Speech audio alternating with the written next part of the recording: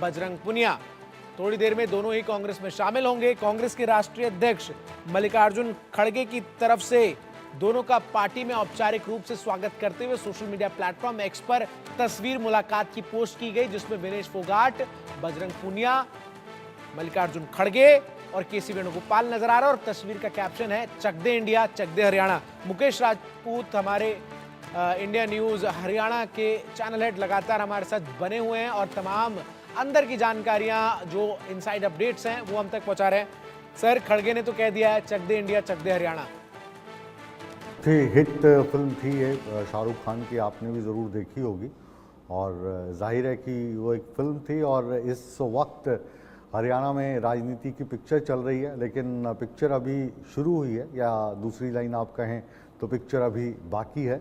तो काफ़ी आपको रंग देखने को मिलेंगे चंदन, इसमें रंग देखने को मिलेंगे। और अब से कुछ देर में केसी वेणुगोपाल और पवन खेड़ा दोनों मंच पर मौजूद होंगे और उनकी मौजूदगी में सदस्यता लेंगे। तो जिस तरीके से आपको ये पूरा कॉन्टेक्स्ट समझने की जरूरत है, क्योंकि शुरुआत कांग्रेस में इन दोनों के आज जब ये शामिल हो रहे हैं तो उसकी पटकथा अगर आप देखें तो वो जंतर मंतर का किसान आंदोलन है, जिसमें बीजेपी के सांसद और कुश्ती फेडरेशन के अध्यक्ष बृजभूषण शरण सिंह के खिलाफ ये तीन पहलवान विनेश फोगाट, बजरंग पुनिया और साक्षी मलिक जो हैं वो यौन उत्पीड़न के आरोप लगाते हुए जंतर मंतर पर कई दिनों तक विरोध प्रदर्शन करने के लिए मौजूद थे। उस दौरान कांग्रेस के कई बड़े नेता, प्रियंका गांधी तक जो है वो वहां पहुंचे, उन्होंने उनसे मुलाकात की थी। और उसके बाद से इन पहलवानों के प्रति जो सहानुभूति है वो कांग्रेस की साफ तौर पर नजर आ रही थी। और फिर विनेश फोगाट ने पेरिस ओलंपिक में क्वालिफाई किया और 50 किलोग्राम के कैटेगरी इवेंट में उन्होंने विश्व चैंपियन जो जापान की खिलाड़ी थी उनको हराया और तमाम अड़चनों को पार करते हुए गोल्ड मेडल मैच तक वो पहुंच गई। लेकिन गोल्ड मेडल मैच से ठीक पहले 50 किलोग्राम वजन कैटेगरी में उनका वजन जो है वो ओवरवेट पाया गया 10 ग्राम, और इस कारण वो फाइनल मैच में हिस्सा नहीं ले पाई और उन्हें एलिमिनेट होना पड़ा। बिना किसी मेडल के वो भारत वापस लौटी। इस पूरे मामले की गूंज भारत की संसद तक जो है वो सुनाई दी। कांग्रेस ने इस पूरे मामले में केंद्र सरकार को घेरते हुए कहा कि केंद्र सरकार को इस पूरे मामले में कुछ करना चाहिए और निशाना प्रधानमंत्री तक पर साधा गया और साफ तौर पर कांग्रेस विनेश फोगाट के साथ खड़ी हुई नजर आई। लेकिन सर, फिर जिस तरीके से हमने देखा कि दीपेंद्र हुड्डा जब वापस विनेश फोगाट लौटी और उस पूरे स्वागत समारोह के दौरान वो उनके साथ जिस तरीके से मौजूद नजर आए, मैंने विनोद लांबा से भी ये सवाल किया था और आपसे सर मैं आपका इनपुट इस पर जानना चाहूंगा। आपकी राय क्या है कि कांग्रेस में जो है वो, जैसा कि आपने खुद बताया कि खेमेबाजी एक सबसे बड़ी दिक्कत रही है, ऐसे में ये दो पहलवान किस खेमे के माने जाए? देखिए, खेमे जो ये दो पहलवान अगर माने जाएं तो दीपेंद्र हुड्डा साथ में रहें तो हुड्डा खेमे का मान लीजिए, लेकिन ये जो सारी आप बात कह रहे हैं इसके और आपको पीछे लेके चलता हूँ। ये वाला जो कार्यक्रम है जंतर मंतर पर जो हुआ, जो विरोध प्रदर्शन हुआ, बृजभूषण को लेकर लगातार आरोप लगे, यौन शोषण के आरोप लगे, FIR दर्ज हुई। लेकिन जो कुश्ती संघ है, भारत कुश्ती संघ है, इसमें थोड़ा सा और बैकग्राउंड में मैं लेके जाना चाहता हूँ। बृजभूषण सिंह के अलावा जो दीपेंद्र हुड्डा हैं वो भी इसके दावेदार रहे हैं। तो असली जो राजनीति है वहाँ से शुरू होती है। और बृजभूषण सिंह का ये आरोप लगता रहा कि ये जो खिलाड़ी हैं ये खुद को स्टार समझती हैं और जो बाकी खिलाड़ियों के साथ compete करके इनको किसी पर्टिकुलर खेल में जाना चाहिए, उसके लिए ये राज़ी नहीं होती कि आप सबको खिला लो, फिर जो फाइनल में जीतेगा उसके साथ हम खेल लेंगे। ये पहला आरोप था। दूसरा, जो दिशा निर्देश रेसलिंग संघ के रहते थे उनको ये ठीक से फॉलो नहीं करती थी। 2-3 बार उसको लेकर भी कंट्रोवर्सी में आया, एडवर्टीजमेंट्स वगैरह को लेकर। फिर जो इनके कोच हैं और जो इनके थेरेपिस्ट हैं वो पर्सनल रहेंगे, तो इन चीज़ों को लेके छुटपुट चीज़ें चलती रही। और फिर बृजभूषण सिंह पर आरोप लगे और लगातार सुर्खियां बनी देश की। फिर जंतर मंतर पर जो हुआ आपने भी देखा, हमने भी देखा, उसमें भी दीपेंद्र हुड्डा लगातार इनके साथ में खड़े रहे, इसमें कोई दो राय नहीं है। लेकिन भारतीय जनता पार्टी उस वक्त कह रही थी कि ये राजनीति हो रही है। तो अब जो आज ये शामिल हो रही हैं और आप जैसा हमारे रिपोर्टर्स बता रहे हैं कि इनको टिकट भी मिल सकती है, तो भारतीय जनता पार्टी के पास आज शाम को इस ज्वाइनिंग के बाद ये कहने को होगा कि देखा हम कह रहे थे ना कि राजनीति हो रही थी, तो उस आंदोलन की वजह ये है। तो ये अभी पिक्चर शुरू हुई है, धीरे धीरे चलेगी और 5 तारीख को जो है क्लाइमैक्स पे पहुंचेगी। मुझे लगता है और सर 8 जो तारीख को रिएक्शन इस ज्वाइनिंग पर बीजेपी का पहला आएगा वो यही जो आपने अभी बोला कि आंदोलन किस लिए किया गया, उसका लक्ष्य क्या था, वो शायद प्राप्त कर लिया गया है। बिल्कुल। और अभी जो आंदोलन खत्म हो चुका है, विनेश फोगाट रेलवे की नौकरी से त्याग पत्र दे चुकी हैं, बजरंग पूनिया और विनेश फोगाट कांग्रेस में शामिल हो रहे हैं, हो चुके हैं, ये मान के चलिए आप। टिकट अब इन दोनों को मिलती है, एक को मिलती है, कहाँ से मिलती है इसके लिए थोड़ा सा इंतजार कर सर लेते हैं। आपके सूत्र क्या कह रहे हैं, दोनों को टिकट मिल रही है या फिर किसी एक को ही? इस वक्त तो ये सवाल आप अगर भूपेंद्र सिंह हुड्डा से भी पूछेंगे तो वो भी इसका जवाब नहीं दे पाएंगे, क्योंकि इतनी मारो मार मची है। अगर आप इस वक्त दिल्ली में कनॉट प्लेस की तरफ जाएंगे और भूपेंद्र हुड्डा की कोठी के आसपास जाएंगे तो वहाँ पे ऐसा लगता है कि एक छोटा सा हरियाणा बन गया हुआ है। हरियाणा की गाड़ियों ने पूरा रास्ता जाम कर रखा है। और यही जो हालात हैं मंडी हाउस में, अगर आप हिमाचल भवन पर जाओगे जहाँ पर इस वक्त माथापच्ची हो रही है, जिसको अच्छे शब्दों में कहें तो मंथन हो रहा है, तो वो भी जाम है। तो इसका जवाब इस वक्त मुझे लगता है हमें इंतज़ार करना चाहिए, सूत्रों पर भरोसा ना करना चाहिए। सूत्र तो अभी हमें ये भी कह रहे थे कल की विनेश फोगाट को 3 ऑप्शंस दिए गए हैं कि आप इन तीनों में से किसी सीट पर लड़ लो। बजरंग पूनिया को 2 ऑप्शन दिए गए हैं कि आप दोनों में से लड़ लो। आज जो इनपुट आ रही हैं कि विनेश फोगाट को टिकट हम दे देंगे, बजरंग पूनिया को खाली कांग्रेस में शामिल करवाएंगे। तो एक कयास हैं। और क्योंकि हम कहें कि हैं तो रिपोर्टर ही, अभी बेशक हम स्टूडियो में बैठ के बात कर रहे हैं और ऐसी जो खबरें हैं वो प्लांट करवाई भी जाती हैं और जिनको थोड़ा कम अनुभव होगा वो प्लांट कर भी देते हैं। लेकिन इंडिया न्यूज़ क्योंकि एक विश्वसनीय चैनल है, तो कोई भी चीज़ जब तक अपने पास कागज़ पर मोहर लग के नहीं आती, हम इस पर कोई टिप्पणी नहीं करेंगे। बिल्कुल। तो एक बार फिर से दर्शकों को अपडेट दे दे, तैयारियां लगभग पूरी कर ली गई हैं। महज कुछ ही मिनटों में वो तस्वीरें आपके सामने होगी जब विनेश फोगाट और बजरंग पूनिया दोनों जो है वो कांग्रेस की सदस्यता लेते हुए नजर आएंगे।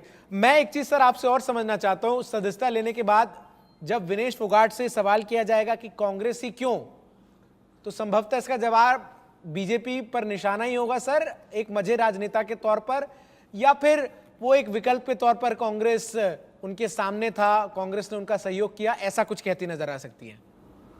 अब देखिए, जो विनेश फोगाट का जवाब होगा वो जाहिर है कि क्योंकि उन्होंने भारतीय जनता पार्टी की सरकार के खिलाफ आंदोलन किया और जो पेरिस वाली चीज़ थी ये भी कांग्रेस वालों ने भारतीय जनता पार्टी के खाते में डालने की कोशिश की, जो तर्क के आधार पर ठीक नहीं है। विनेश फोगाट को वहाँ पर पदक नहीं मिला, इसका हृदय की गहराइयों से हमें भी दुख है। लेकिन जो टेक्निकली आप इसको देखोगे तो उसमें भारत सरकार का, भारतीय ओलंपिक संघ का कोई रोल नहीं रहता। ओलंपिक्स के अपने रूल होते हैं, कायदे कानून होते हैं, उसके मुताबिक अपील भी की गई। लेकिन फैक्ट ये रहा कि विनेश फोगाट 50 किलोग्राम की कैटेगरी में वहाँ पे लड़ रही थी। जब उनका वज़न लिया गया तो वो 50 किलो 100 ग्राम था, तो 100 ग्राम ज़्यादा था। इससे पहले वो 53 किलोग्राम की कैटेगरी में लड़ती आई हैं। जो इन्हीं के रिश्तेदार हैं, महावीर फोगाट साहब, बबीता के पिताजी हैं, उनसे भी इस विषय में बातचीत हुई। तो वो भी ये कह रहे थे कि जो लोग ये शोर मचा रहे हैं उनको नियमों का, कायदे कानून का फ़र्क नहीं है। महावीर फोगाट जो इनके खुद के रिश्तेदार हैं, इतने बड़े पहलवान रहे हैं, फिल्म उन पे बनाई गई थी दंगल, तो वो इस चीज़ को कह रहे हैं तो उसके मायने होंगे। दूसरा, उन्होंने ये भी कहा था कि विनेश फोगाट को लेकर कांग्रेस राजनीति कर रही है, तो इसमें भी कोई दो राय नहीं है। क्योंकि चंदन, पहले बात ये हो रही थी राज्यसभा से एक उम्मीदवार को चुना जाना था, एक सीट खाली हो गई थी, तो भूपेंद्र सिंह हुड्डा उस पर कह रहे थे कि आप ऐसे कीजिए कि इस सीट पर विनेश फोगाट को हम भेज देते अगर हमारे पास नंबर होते तो। नंबर उनके पास नहीं थे, इसमें कोई दो राय नहीं है। लेकिन राज्यसभा में जाने के लिए जो एक उम्र चाहिए होती है, उस उम्र के मुताबिक भी विनेश फोगाट जो है वो 4 दिन छोटी थी, कम थी उसकी उम्र, तो किसी भी तरीके से वो राज्यसभा के लिए एलिजिबल नहीं थी। तो ये वाला जो उनका दाव था वो भी उल्टा पड़ता उस पर दिखाई दिया चंदन। बिल्कुल बिल्कुल। तो देखिए एक बार फिर से मैं दर्शकों को अपडेट दे दूं, मैं अब कुछ मिनटों का इंतजार, और विनेश फोगाट और बजरंग पुनिया दोनों जो हैं वो कांग्रेस की सदस्यता लेते हुए आपको नजर आएंगे।